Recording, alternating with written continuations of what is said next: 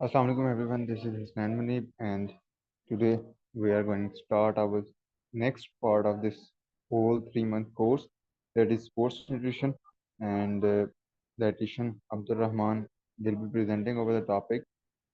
He is a dietitian as well as a certified trainer currently working at Guts Gym, Hisakul Mall, Faisalabad. I hope that the journey will be amazing and there will be a lot of learning for you guys. Uh, छोटा सा session है आज का हमारा, ज़्यादा बड़ा नहीं है। स्पोर्ट न्यूट्रिशन के अंदर हम थोड़ा बहुत, क्योंकि स्लाइड्स कम है, बात ज़्यादा करेंगे और मेन कंसर्न होगा आप लोगों के क्वेश्चंस के ऊपर। आप लोग जितने क्वेश्चंस ऐड करना चाहें, एक्सरसाइजेज से related, nutrition needs of sportsman के related, whatever the topic will be, उसके अंदर जितनी आपकी क्वेश्चनिंग होगी उस पर ज़्यादा फोकस आएगा, ठीक है। बिकॉज बेसिक्स हैं, आप क्लियर हैं, और ये ऐसी चीज़ें नहीं हैं कि जो आप डेली लाइफ में अप्लाई करते हो। हाँ, इनमें कुछ एक स्पेसिफिक लेक्चर आएंगे, कुछ स्पेसिफिक एक्सरसाइजेज पे लेक्चर हैं जो कि आपको डेली लाइफ में हेल्प कर सकते हैं, लेकिन for most of the lecture you have to specific be specific, और या आपको एक नीच चूज करनी पड़ती है। डिजीजेज एंड एमएनटी में बात कर चुके हैं कि अब वो जो बीमारियां हैं जो आप पहले पढ़ के आ चुके हो वो तो कॉमनली मिल जाएंगी। ये जो है ये टोटली एक एंटायर पॉपुलेशन है, अलग ही एक क्राइटेरिया, आपको ये लोकली लोग नहीं मिलेंगे, ठीक है। तो यहाँ से जो भी सीखेंगे वो आपको एक स्पेसिफिक नीच के लिए चाहिए, तो हो सकता है आप डेली उसको अप्लाई भी ना कर सको। There will be less assignments, less lecture time, ताकि आप लोग थोड़ा सा रिलैक्स भी हो जाएं नेक्स्ट कोर्सेज के लिए, और ज़्यादा काम बात की जाएगी on the practical tips on practical things. और वो प्रैक्टिकल थिंग्स तब आएंगी, कुछ हम बताएंगे, कुछ आपकी तरफ से क्वेश्चन आएंगे, तो there will be a lot of new concerns to deal with and new answers for that concerns, ठीक है। आई मैं आप सबसे जो है ना ये एक रिक्वेस्ट ही कर रहा हूँ कि जो भी पहले जिस तरह भी आप पढ़ते आए हैं पहले, जस्ट कीप दैट आउट। इस कोर्स में आपके क्वेश्चन ज्यादा जरूरी हैं, ठीक है। सो बी अटेंटिव, बी माइंडफुल, और I think there should be a lot of question and I am hoping that dietitian Abdurrahman will be presenting the topic. Over to you, Abdurrahman. Thank you dietitian, आपने बहुत अच्छा intro किया। I would like to से to all of you अस्सलाम वालेकुम। कैसे हैं सब? चैट्स में रिप्लाई करें ताकि पता लगे कि सब जिंदा हैं, वालेकुम कौन अस्सलाम नहीं लेक्चर वरहमतुल्लाह। ज्वाइन करके। हाँ, ये माइक में भी आप कर सकते हैं। बी देखिए आप, मैं ये चीज़ ऐड करना चाह रहा हूँ, सिर्फ एक पॉइंट लास्ट ऐड करूंगा, उसके बाद मैंने नहीं बोलना। काइंडली यहाँ पे बोल लिया करें, यहाँ बोल लेंगे तो ही आगे कहीं और जगह पे बोलेंगे, ठीक है। ये सिर्फ चैट में सिर्फ सलाम का जवाब भी देना भी बड़ा हिम्मत वाली बात होती है, काइंडली चलें, रिस्पॉन्ड गुड। किया गया। स्नैन, आप स्लाइड जरा आगे करें।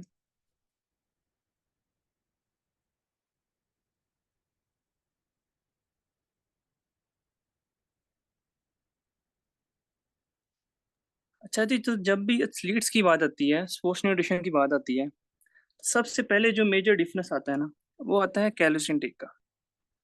अब जितने भी स्पोर्ट्समैन देखेंगे, जितने एथलीट्स देखेंगे, वो एक्चुअली नॉर्मल इंसान से ज़्यादा ही कैलोरीज ले रहे होते हैं,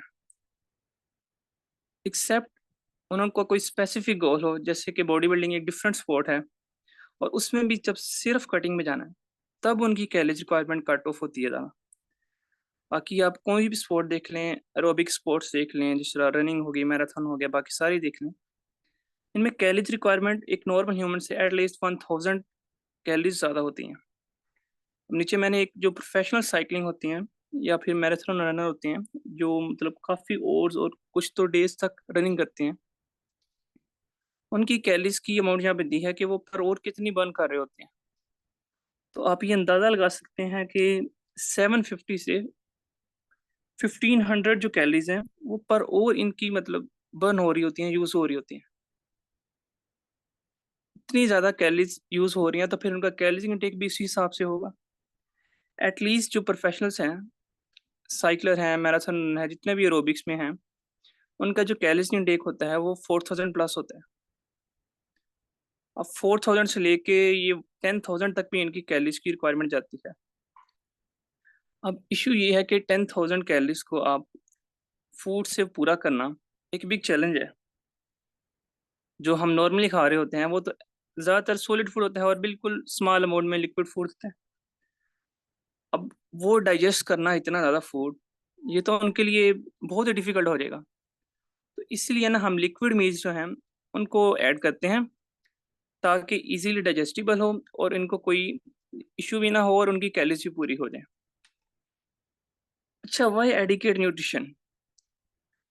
आप लोगों को क्यों लगता है कि एक जो एथलीट है, उसकी न्यूट्रिशन बिल्कुल एडिक्वेट होनी चाहिए? जिस तरह हम नॉर्मल खा रहे हैं, हम तो ज़िंदा रह रहे हैं, फिट रह रहे हैं, कुछ इश्यू नहीं हो रहा है, लेकिन एक एथलीट को ज़्यादा एडिक्वेट न्यूट्रिशन क्यों चाहिए होगा? आंसर करें। अपने-अपने ओपिनियंस दें, कोई माइक ओपन करके ओपिनियन देना चाहे तो वेरी गुड।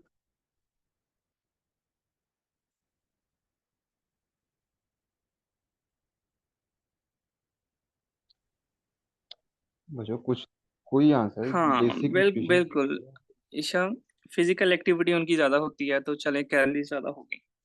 चलो ये तो कैलोरीज़ का हो गया ना। एडिक्वेट न्यूट्रिशन मतलब जिसमें हर चीज़ आपकी बैलेंस्ड हो, ऐसा क्यों होना चाहिए?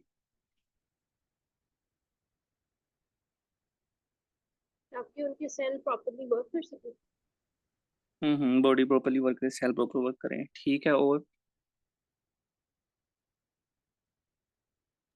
आई थिंक अरे क्वेश्चन थोड़ा कुछ भी सा बोल दो, स्पेसिफिक ये है कि जो आपके ज़हन में आए बोल दें। स्पेसिफिक क्वेश्चन ये है कि मतलब कार्ब प्रोटीन फैट का जो एक बैलेंस कर सकते हैं वो क्यों जरूरी है, ऐसा ही कुछ। हाँ, या फिर आप मिनरल्स, विटामिन ज़्यादा हाँ लेते हैं, वो आपको क्यों लगता है कि हाँ। ज़रूरी है?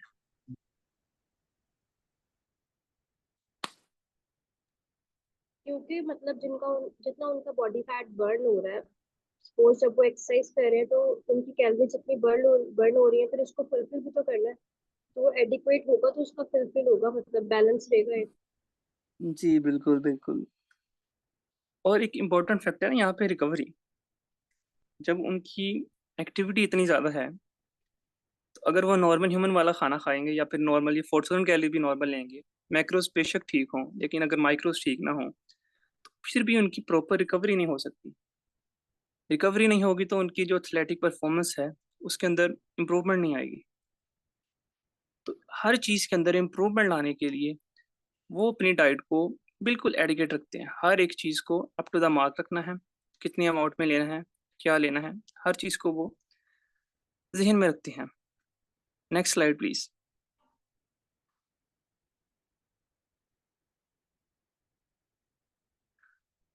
अच्छा, सबसे पहले आते हैं मैक्रोन्यूट्रिएंट्स में कार्बोहाइड्रेट्स। क्या होते हैं कार्बोहाइड्रेट्स? बताएँ ज़रा कोई जल्दी से। सेकंड सेमेस्टर के भी हैं ना कुछ?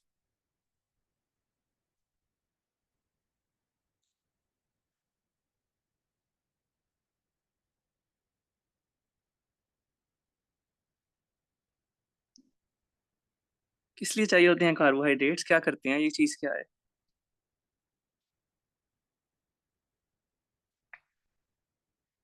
Okay, main source of energy बिल्कुल। हमारे ब्रेन को हमारे जो सेंट्रल नर्वस सिस्टम है, जो रेड ब्लड सेल की प्रोडक्शन होती है, ये होती है आपकी ग्लूकोज़ के ज़रिए, कार्ब्स के ज़रिए। कोई और आंसर?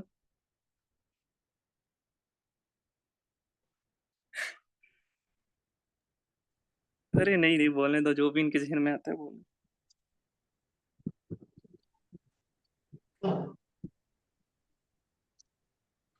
चलें डिस्कस करते हैं आगे। अच्छा, यहाँ पे लिखा है 3 टू 12 ग्राम पर केजी बॉडी वेट। अब इतना ज़्यादा देखिए डिफरेंस आ सकता है स्पोर्ट्स को ना डिफरेंट करने में। अगर स्पोर्ट्स डिफरेंट है, तो उनकी कार्ब्स रिक्वायरमेंट में इतना ज़्यादा डिफरेंस। मतलब एक इंसान अगर 4000 कैलोरी ले रहा है स्पोर्ट्स में, तो दूसरा 12000 तक ले रहा है। 3 टू 4 टाइम्स ज़्यादा ले रहा है। ये उनके ना वर्कआउट, उनकी इंटेंसिटी, कितना टाइम ड्यूरेशन है, कितने दिन वर्कआउट करते हैं, क्या स्प्लिट है, हर हिसाब से ना डिफ़र करता है। नीचे एक बेसिक इन्फॉर्मेशन है आप लोगों के लिए कि जो हमारा लीवर है वो ग्लूकोज़ को in the form of glycogen store करता है 100 ग्राम। इसी तरह जो हमारा मसल्स होते हैं, वो 300 टू 500 ग्राम आपके जो ग्लूकोज़ हैं in the form of glycogen store करते हैं। क्योंकि जब भी हमारी बॉडी ने एक्सरसाइज़ करनी है, तो सिर्फ़ ब्लड ग्लूकोज़ थोड़ी यूज़ होना है। आपका जो मसल ग्लाइकोजन है वो कन्वर्ट होता है ग्लूकोज के अंदर, वो आपको एनर्जी प्रोवाइड करता है। अगर वहां से थोड़ी सी डेफिशिएंसी हो रही है तो आपका लीवर हेल्प करेगा। लीवर में जो स्टोर है ग्लाइकोजन, लेकिन लीवर में पूरा डिप्लीट नहीं होता, वो कुछ अमाउंट सेव करता है अपने लिए। एक्सरसाइज का इन्फ्लुएंस होता है इसके ऊपर, कार्बोहाइड्रेट्स के ऊपर। जैसे मैंने बताया, अगर आप एक नॉर्मल एक्सरसाइज कर रहे हैं, लाइक स्प्रिंटिंग कर रहे हैं, तो आपकी रिक्वायरमेंट इतनी ज़्यादा नहीं होगी, क्योंकि आपने थिन रहना है। अगर आपकी हाइट अच्छी रहेगी और आपकी जो बॉडी वेट है वो थोड़ा रहेगा, just like swimming, body weight आपका नॉर्मल रहेगा या थोड़ा रहेगा, तो आप ज़्यादा अच्छे से परफॉर्म कर सकेंगे। इसलिए फिर अपना कार्ब्स इनटेक, अपना सारा कुछ इनटेक, पूरे मैक्रोन्यूट्रिएंट का एक स्पेसिफिक रखते हैं। अच्छा, आपने सुना होगा कि डाइट में अक्सर कहते हैं कि कार्बोहाइड्रेट कम लें वेट लॉस के लिए। और अक्सर लोग जो कीटो डाइट करते हैं वो कहते हैं हमने मंथ में 6 kg लूज किया, 7 kg लूज किया। ऐसा क्यों होता है? कार्ब्स कम करने से क्या वाकई फैट लॉस होता है? ये 6 सेमेस्टर वाले क्या कहना चाहेंगे?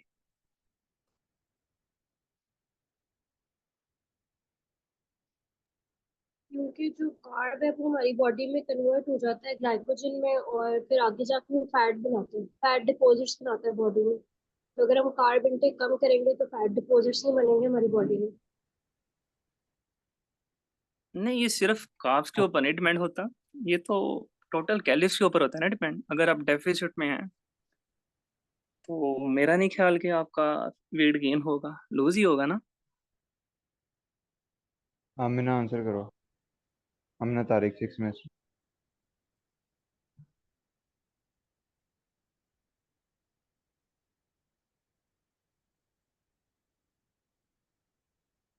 ये आमिना, बात ठीक आई थी नीड योर वैसे। Mic open. ठीक है, वो भी ठीक है, और पॉइंट्स हाँ, भी हैं, मतलब there are lot of point and they know that, but they are not like या है ही नहीं यहाँ पे। चलें, थोड़ा सा बता देता हूँ मैं। जो एक्चुअली कार्बोहाइड्रेट्स होते हैं ना आपके, वो जब स्टोर होते हैं ना एज अ ग्लाइकोजन की फॉर्म में, तो अपने साथ 2 से 3 गुना वाटर लेके स्टोर होते हैं। जैसे ही कोई बंदा कीटो डाइट पे जाता है, लो कार्ब्स पे जाता है, उसकी बॉडी से सबसे पहले वाटर डोज हो जाता है। आपने हफ्ता डाइट की है, 3 दिन के बाद ना आपका जो कीटो डाइट होता है उस पर बंदा शिफ्ट हो जाता है, मतलब कीटोन कीटोसिस के ऊपर बंदा शिफ्ट हो जाता है। मतलब कार्ब्स आपके 3 दिन के अंदर डिक्लाइन हो जाते हैं बॉडी के अंदर, और फैट के ऊपर आपकी बॉडी चलने लग जाती है। अब वो जो हफ्ता के फैट के ऊपर चलनी है, कार्ब्स बिल्कुल खत्म हो गए हैं, तो वो आपका 2 to 3 kg इजीली हफ्ते के अंदर वो वाटर लॉस हो जाता है बॉडी से। अब आपको लगता है कि भाई मैंने फैट लॉस कर लिया है, कीटो डाइट बेस्ट है। तो रीजन ये है कि वो वाटर लॉस हुआ होता है, एक्चुअली आपका फैट लॉस नहीं हुआ होता। ओके। एंड ये जो ग्लाइकोजन डिप्लीशन टाइम है, ये डिफरेंट एक्सरसाइज से वेरी करता है। जो कार्ब्स है ना वो आपका इनिशियल सोर्स नहीं होते। अपने एनर्जी सिस्टम पढ़े होंगे, एक होता है फॉस्फोजन सिस्टम। उसके अंदर आपकी क्रिएटिन, फॉस्फोजन एंड फॉस्फेट और क्रिएटिन, ये दोनों यूज होते हैं, जो कि आपको इनिशियल बूस्ट देते हैं कोई भी एक्सरसाइज करने में।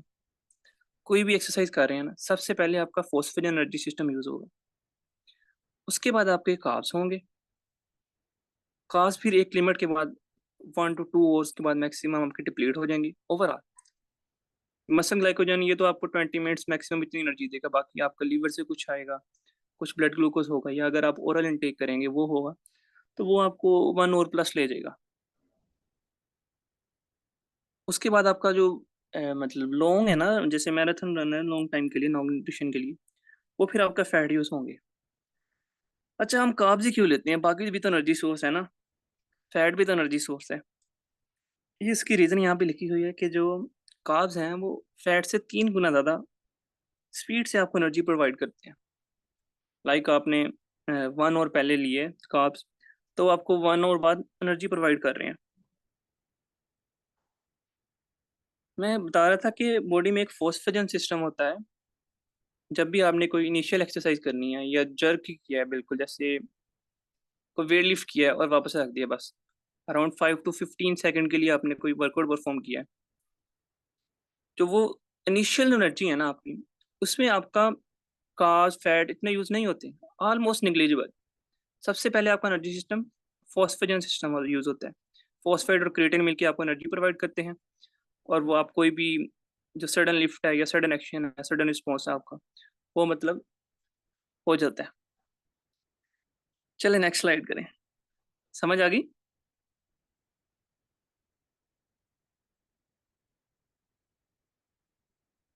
ओके, ये जो फैट है, फैट स्टोर होता है बॉडी के अंदर, डिफरेंट मसल्स के अंदर भी फैट आपके स्टोर होता है in the form of triglyceride. अब जो ट्रेन्ड मसल्स हैं वो 400 ग्राम तक फैट को स्टोर करते हैं। अगर आपने देखा है लोग बल्किंग कर रहे हैं, कहते हैं हमने फैट नहीं यूज करना, या फिर हम प्रोटीन हाई रखेंगे तो मसल ज़्यादा बिल्ड होंगे। लेकिन अगर आप साइज को देख रहे हैं, स्ट्रेंथ को देखना है ओवरऑल, मतलब लॉन्ग टर्म में, जैसे कि क्रॉसफिट की एक्सरसाइजेज होती हैं, उसमें डिफरेंट मिक्स एक्सरसाइज होती हैं, कुछ एरोबिक होती हैं, कुछ वेट वाली होती हैं, वेट ट्रेनिंग वाली। तो उनमें आपका फैट भी यूज होगा, तो आपका फैट इंटेक अच्छा होगा, कार्ब्स भी इंटेक अच्छा होगा, प्रोटीन, तीनों को आप मद्देनजर रखेंगे तो आप लॉन्ग टर्म में परफॉर्म कर सकेंगे, मसल जो है उसको थकाए बगैर, फटीग किए बगैर। अब ये एक और बात लिखी है कि सिर्फ एक मैक्रोन्यूट्रिएंट के ऊपर फोकस नहीं करना, अपने मील लेने हैं तो आपने तीनों लेने हैं, मतलब कार्ब्स, प्रोटीन, फैट। क्योंकि अगर फैट की भी जो ऑक्सीडेशन है, अगर आपने फैट बर्न करना है, उसके लिए भी आपको कार्बोहाइड्रेट की रिक्वायरमेंट होती है सिट्रिक एसिड साइकिल के अंदर। कैटेकोलामाइन, ओके, ये कैटेकोलामाइन जो है ये लिपोलाइसिस करते हैं, मतलब फैट बर्न करते हैं। अब ये कंपाउंड है जो मोस्टली पाया जाता है कॉफ़ी के अंदर, ऐसी चीज़ों के अंदर ना, कैफीन वाली, अक्सर प्री वर्कआउट्स के अंदर भी होगा। अब ये क्या करता है, जो लिपोप्रोटीन लाइपेज है एंजाइम, जो कि फैट की ऑक्सीडेशन करता है, ये उसकी प्रोडक्शन को ज़्यादा कर देता है। अब लाइपेज ज़्यादा बनेगा तो फैट ज़्यादा बर्न होगा।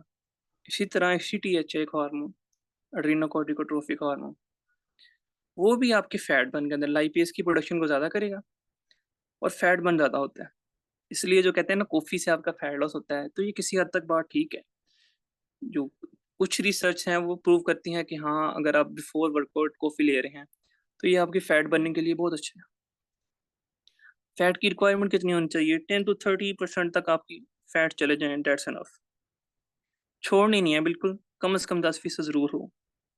जो बॉडी बिल्डर्स भी करते हैं डाइट, जिनकी बॉडी पे फैट आपको नज़र नहीं आता, वो भी 15 to 20% तक बॉडी फैट का इंटेक कर रहे होते हैं अपनी डाइट से। लाइक वो कह रहे हैं हम फैट बिल्कुल नहीं ले रहे, लेकिन वो मीट खा रहे होते हैं, बीफ खा रहे होते हैं, तो वो बीफ में प्रोटीन के साथ फैट भी तो आ ही जाता है। ठीक है, तो हर एक का अपने इंटेक रखना है, और टोटल कैलोरी ज़्यादा मैटर करती हैं एज कम्पेयर टू सिंगल एक मैक्रोन्यूट्रेंट। कि फैट खा लिया तो फैट नहीं आ जाएगा, खाएं फैट, एंजॉय करें। Okay, next slide. अच्छा, प्रोटीन, प्रोटीन सबसे मेन चीज़ मानी जाती है, सबसे इम्पोर्टेंट टॉपिक है स्पोर्ट्स न्यूट्रिशन के अंदर। क्योंकि आपने फिजिकल एक्टिविटी करनी है, सबसे ज़्यादा आपके मसल यूज़ होने, बहुत ज़्यादा दिमाग तो नहीं यूज़ होगा कि आपको बहुत ज़्यादा ग्लूकोज की इंटेक चाहिए जैसे ब्रेन को चाहिए होता है ना। तो प्रोटीन की जो रिक्वायरमेंट है, वो बेसिक ह्यूमन जो है उसको 0.8 ग्राम पर KG body weight, dates enough. लेकिन जैसे ही आपने फिजिकल एक्टिविटी स्टार्ट की है ज़्यादा, कोई जिम गए हैं, कोई स्पोर्ट्स स्टार्ट किया है, बैडमिंटन स्टार्ट की, कोई एथलेटिक स्पोर्ट्स की तरफ गए हैं, आपकी रिक्वायरमेंट ना बढ़ती रहती है। जितनी भी एरोबिक एक्सरसाइजेज है ना, जैसे हो गया स्विमिंग हो गई, रनिंग हो गई, क्रिकेट, फुटबॉल, ये सारी हो गई, इनमें जो आपकी प्रोटीन की रिक्वायरमेंट है ना, वो 1.2 से लेकर 1.6 ग्राम पर केजी तक रहती है। लेकिन अगर आप देखें जो मसल बिल्डिंग ज़्यादा एक्सरसाइज है, जैसे स्ट्रेंथ ट्रेनिंग होगी, पावर लिफ्टर्स हो गए, बॉडी बिल्डर्स हो गए, इन सब में अप टू 2.2 ग्राम पर केजी तक आपकी प्रोटीन रिक्वायरमेंट चले जाती है। अब अगर इससे ज़्यादा इनटेक करेंगे, नेचुरली की बात कर रहा हूँ, अगर आप नेचुरल हैं एथलीट और 2.2 ग्राम पर केजी से ज़्यादा इनटेक करेंगे, तो आपकी बॉडी उसे स्टोर ही नहीं करेगी, ना वो यूज़ होगी प्रॉपर मसल बिल्डिंग के लिए, वो सारा लूज हो जाएगा। अब प्रोटीन के अंदर आपने पढ़ा होगा, सेकंड सेमेस्टर वालों ने भी पढ़ा होगा कि अमाइनो एसिड होते हैं 2 तरह के, बल्कि 3 तरह के पढ़े होंगे। कोई बताएगा क्या थे? कमेंट्स में बताएँ या वैसे ही स्पीकर ऑन करके बता दें। अमाइनो एसिड की टाइप्स क्या पढ़ी थी?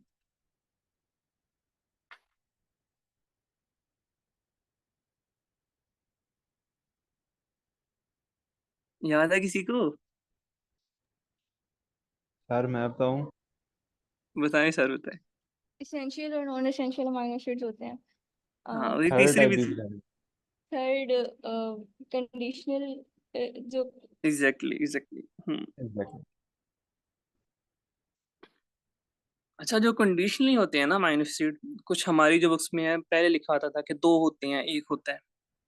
लेकिन जो recently national academy of sports medicine उन्होंने मतलब मेंशन किए हैं, वो है 6 कंडीशनली अमाइनो एसिड्स। आप अमाउंट का अंदाज़ा लगाएँ। इसीलिए जो एथलीट्स हैं, वो ग्लूटामाइन यूज़ कर रहे होते हैं, अर्जिनिन यूज़ कर रहे होते हैं, एल-अर्जिनिन डिफरेंट फॉर्म्स के अंदर। हालाँकि अ, अगर एक डायटीशियन देखे जिसने स्पोर्ट्स न्यूट्रिशन के बारे में नहीं पता, तो वो तो कहेगा ये ग्लूटामाइन तो हमें डाइट से बॉडी में ऑलरेडी प्रोड्यूस हो रहा है, ये तो एसेंशियल अमाइनो एसिड है ही नहीं, इसकी हमें ज़रूरत ही नहीं। लेकिन जब आपने वर्कआउट करना है, आप एक एथलीट हैं, तो आपकी बॉडी की रिक्वायरमेंट बढ़ जाती है और ये कंडीशनली एसेंशियल है, ग्लूटामाइन भी। अक्सर यूज़ होता है बॉडी बिल्डर्स की फील्ड के अंदर। तो जो मेन चीज़ है ना, जो सबसे मेन है, अमाइनो एसिड्स इसके अंदर बॉडी बिल्डिंग के क्वेश्चन अंदर, मसल बिल्डिंग के अंदर। क्या कह रहे हैं? वो छः के छः नाम बता दें अगर। जी, जी, मैं अभी आपको बताता हूँ।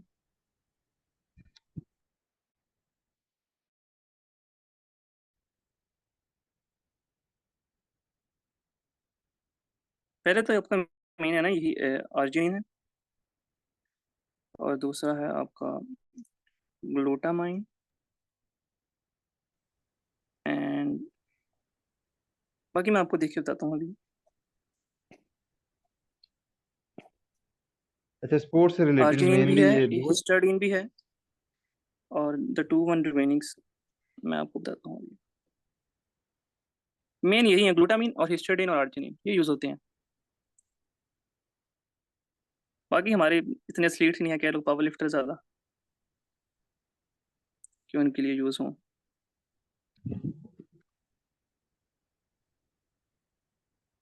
ये तो नॉन एसेंशियल में भी आते हैं ना। जी, जी, ये नॉन एसेंशियल मैं लेकिन ये कंडीशनली एसेंशियल है।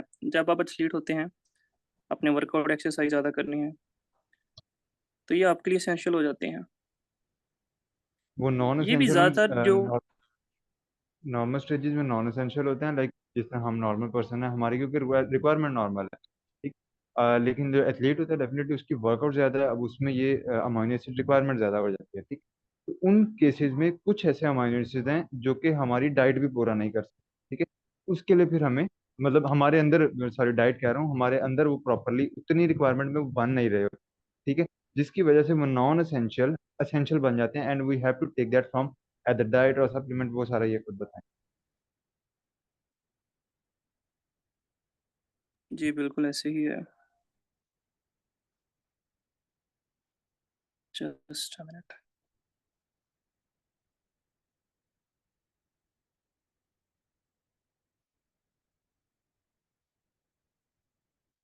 चलिए ऐसे बता देता हूँ आपको, ये 4-5 याद रखें, हिस्टिडाइन, अर्जिनिन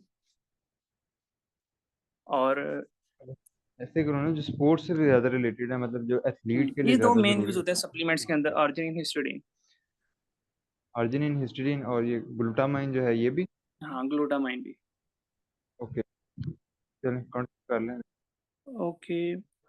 आपने सुना होगा BCAA, branched amino acid, leucine, isoleucine, valine. ये भी ड्यूरिंग वर्कआउट यूज़ करते हैं अक्सर एथलीट्स, क्योंकि आपके जो बॉडी है ना, जब वो थोड़ी डिप्लीट होती है ग्लूकोज के अंदर, तो वो अमाइनोस को भी यूज़ कर लेती है एनर्जी के सोर्स के लिए। आपने पढ़ा होगा वो ग्लूकोनियोजेनेसिस, कि जिसके अंदर कार्ब्स के सोर्स के अलावा मतलब फैट या थोड़ी प्रोटीन को यूज़ करते हैं as the source for energy. पढ़ा होगा कि नहीं?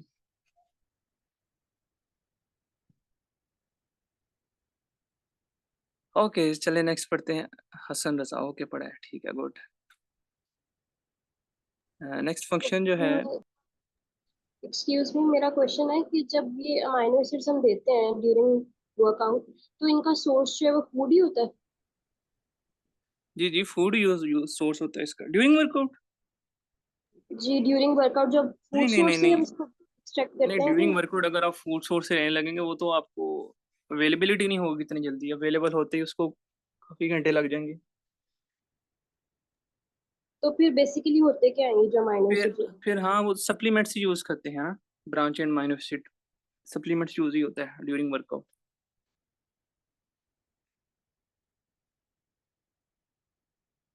प्रोटीन शेक्स, प्रोटीन में तो बहुत सी चीजें आ जाती हैं, सिर्फ आपको ब्रांच एंड अमाइनो एसिड चाहिए होंगे, दैट्स इनफ। अगर आपकी हेल्दी डाइट है ना, प्रॉपर एडिकेट डाइट होगी आपकी, आपकी प्रोटीन रिक्वायरमेंट पूरी है विद एसेंशियल अमाइनो एसिड, मतलब आपका मीट प्रोटीन जो है वो ज़्यादा है या एनिमल प्रोटीन सोर्सेज ज़्यादा है, तो आपको इसकी ज़रूरत ही नहीं पड़ती।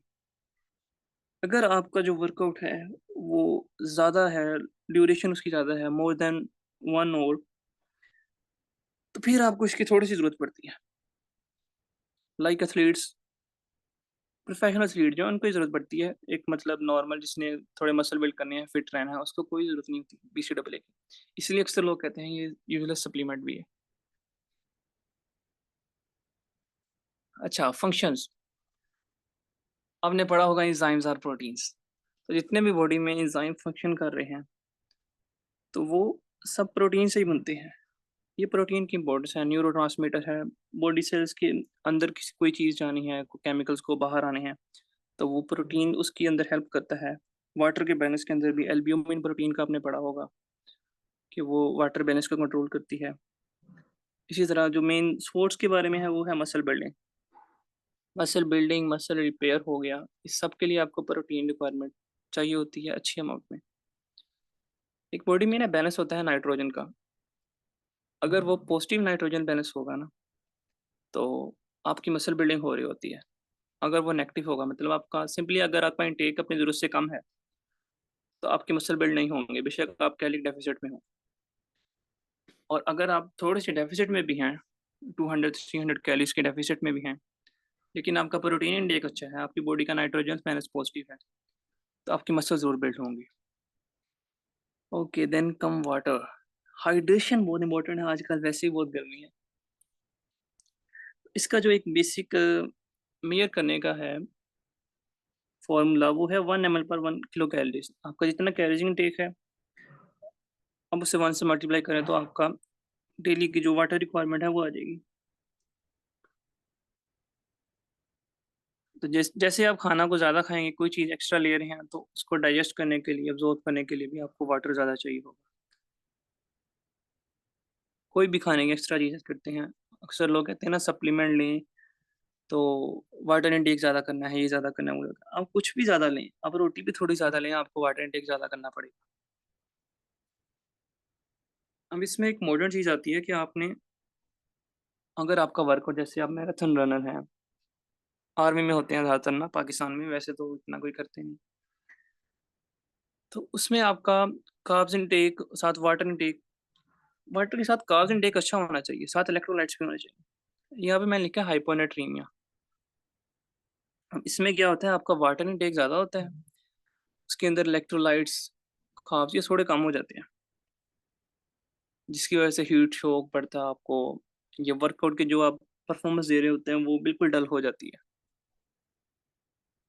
तो शायद 6 सेमेस्टर वालों ने पढ़ी हूँ आइसोटोनिक ड्रिंक्स, हाइपोटोनिक्स या हाइपरटोनिक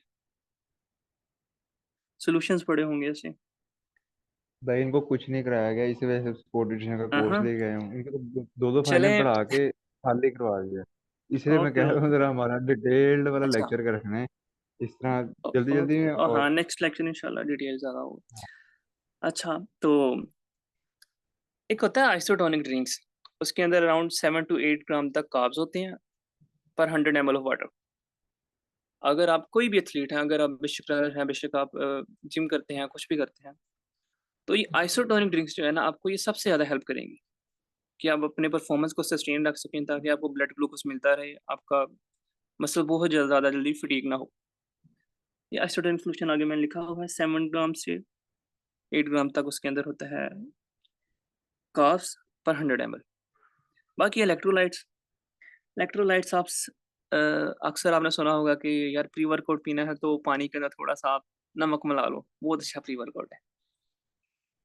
तो इलेक्ट्रोलाइट्स जो है, ये साल्ट सोडियम है, इसका मेन फंक्शन भी ये है कि आपका ये वाटर को बैलेंस रखता है। अक्सर आप कोई एक्सरसाइज करता है तो उसको ये मसल्स आप फूल जाते हैं, पंप आ जाता है, वो सारा वाटर फ्लो उस तरफ हो जाता है ना, इस वजह से वो मसल्स ज़्यादा आपके फूले फूले और पैरे से बड़े लगते हैं। तो अगर आपने साल्ट नहीं डालना या आपको पसंद नहीं है, तो आप ओआरएस यूज़ कर लें, कोई भी साथ सप्लीमेंट या कोई और चीज़ यूज़ कर सकते हैं, ताकि आपका हाइड्रेशन भी रहे और आपका साल्ट्स का भी बैलेंस रहे, हाइपोनेट्रीमिया ना हो। Okay sir, next slide. ये जो आइसोटोनिक ड्रिंक्स हैं, ये हम लोग खुद बना सकते हैं या फिर जी, जी, ये बिल्कुल, बिल्कुल, आप कुछ स्क्वैश देख लें, कोई भी चीज़ देख लें, उससे खुद मिक्स करके बना लें। ये स्पोर्ट्स में ज़्यादा ये चीज़ नहीं होती कि सिंपल कार्ब ले लिए तो ये हो जाएगा, तो कॉम्प्लेक्स कार्ब ही ज़रूरी है। आपको जिस चीज़ की रिक्वायरमेंट होती है, आप वो लेते हैं। लोग तो ड्रग्स भी लेते हैं। ओके जी, विटामिन्स पे आ गए, माइक्रोन्यूट्रिएंट। अच्छा, 2 तरह के विटामिन्स होते हैं, वाटर सॉल्युबल विटामिन्स और फैट सॉल्युबल। जो वाटर सॉल्युबल होते हैं, यूजुअली इनकी आपको टॉक्सिसिटी नहीं होती। आप ज़्यादा भी ले लें तो यूरिन के थ्रू पास आउट हो जाते हैं बॉडी से।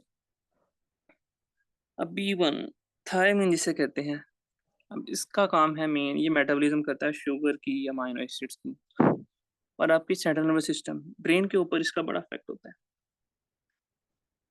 आपने डिसीज पढ़ी होगी बेरी या फिर एंसेफेलोपैथी करके था समथिंग। जितने ब्रेन रिलेटेड है ना, मतलब अक्सर लोग कन्फ्यूजन का शिकार होते हैं, या फिर कुछ आपने मतलब उनका जो दिमागी तवाज़ुन है वो इतना अच्छा नहीं होता ड्यूरिंग वर्कआउट। वो भूल जाते हैं कि उन्होंने क्या किया था, क्या नहीं किया था, मतलब 2 सेट हुए थे, 3 सेट हुए थे। थोड़ा मेंटली कंफ्यूज रहते हैं। उनको चाहिए कि Are अपना we talking vitamin. about B1? Sorry, are we talking about yes, B1? Yes, yes, B1 okay, thiamine. मैं थोड़ा सा ऐड कर देता हूँ। B1 जो है ना, वो बेसिकली न्यूरो मस्कुलर हेल्थ के लिए होता है, ठीक है। आपके न्यूरॉन्स और जो मसल्स हैं, इनकी जो कोऑर्डिनेशन है, उसके अंदर B1 रोल प्ले करता है, ठीक है। इस वजह से आप अगर कभी देखें कि B1 की डेफिशिएंसी वाले जो लोग होते हैं ना, उनका अंगूठा या इस तरह हाथ ना कांपता रहता है, कॉन्टिन्यूस मूवमेंट में होता है, ठीक। बिकॉज एक प्रॉपर कोऑर्डिनेशन नहीं है, बार बार सुन्न हो जाएगा, ठीक है। और athlete, being an athlete, weight उठाया हुआ है या इस तरह कोई चीज़ है, द मेजर थिंग इज कि आपकी ब्रेन और मसल की कोऑर्डिनेशन होनी चाहिए, ठीक है। अगर आपका ध्यान कहीं और आप वजन उठा रहे हैं ना, there are a lot of chances की इंजरी हो जाएगी, एंड ऐसा है ना अब्दुलरहमान। जी, और जी, ये एक बिल्कुल, चीज इसे आ आप जाएगी। मसल माइंड कनेक्शन कहते हैं जी, तो स्पोर्ट्स की ये लैंग्वेज चीज में। के अंदर B1 का बड़ा एक रोल होता है। ओके, कंटिन्यू कर। ओके, जो विटामिन B2 है, राइबोफ्लेविन जिसे कहते हैं, इसका भी मेन है मैक्रोज की मेटाबॉलिज्म में, कार्ब्स, प्रोटीन, फैट तीनों की मेटाबॉलिज्म के अंदर हेल्प करता है। और ये कंपोनेंट है फ्लेविन एडेनाइन डाइन्यूक्लियोटाइड FAD का, जो कि हमारा एंटीऑक्सीडेंट सिस्टम है। अब ड्यूरिंग जब वर्कआउट करते हैं ना आप, तो ऑक्सीडेटिव फेज में आपकी बॉडी चले जाती है, different oxidant free radicals produce होते हैं। अगर आपका विटामिन B2 का इंटेक अच्छा होगा, तो आपका एंटीऑक्सीडेंट सिस्टम अच्छा वर्क करेगा, तो आपको ज़्यादा देर तक आप फटीग भी नहीं रहेंगे, आप रिकवर भी जल्दी होंगे, सब बेहतर होगा। इसी तरह विटामिन B3 है, वो भी मैक्रोज के मेटाबॉलिज्म के लिए है। और NAD इसकी कंपोनेंट है, जो कि क्रेब साइकिल या इलेक्ट्रॉन ट्रांसपोर्ट चेन के थ्रू आपको एनर्जी प्रोवाइड करता है। अब इनके जो सोर्स है ना, वो मेनली है जो एनिमल सोर्सेज हैं, या फिर जो बीन्स होते हैं, ये तीनों के सोर्सेज में आ जाता है। लास्ट पे एक मैंने स्लाइड ऐड की है, जिसके अंदर मैंने कुछ स्पेसिफिकेशन दी है कि अगर आप ऐसे टेक करेंगे ना, तो आपकी ऑलमोस्ट सब वाइटामिन मिनरल्स जो हैं, उनकी रिक्वायरमेंट पूरी हो जाएगी। चले नेक्स्ट स्लाइड।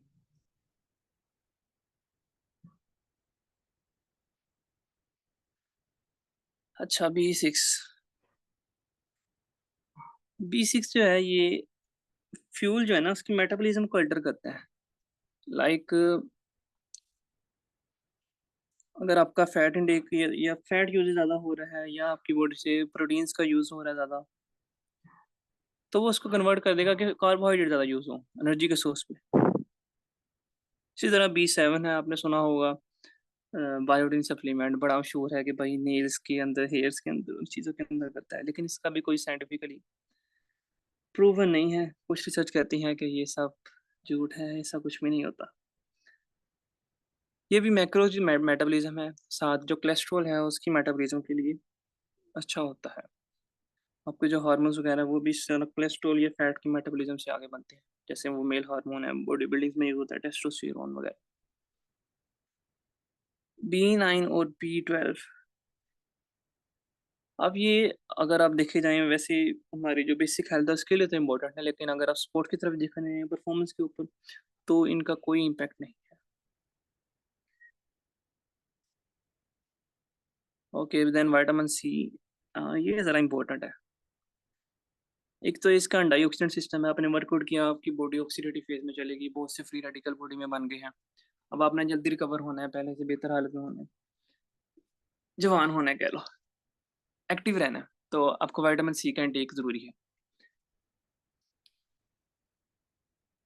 विटामिन सी आपका कार्निटाइन प्रोडक्शन के अंदर हेल्प करता है, जो कि लिपोलाइसिस के अंदर हेल्प करता है आगे फैट बर्निंग के अंदर। आपने एल कार्निटाइन सप्लीमेंट का भी शायद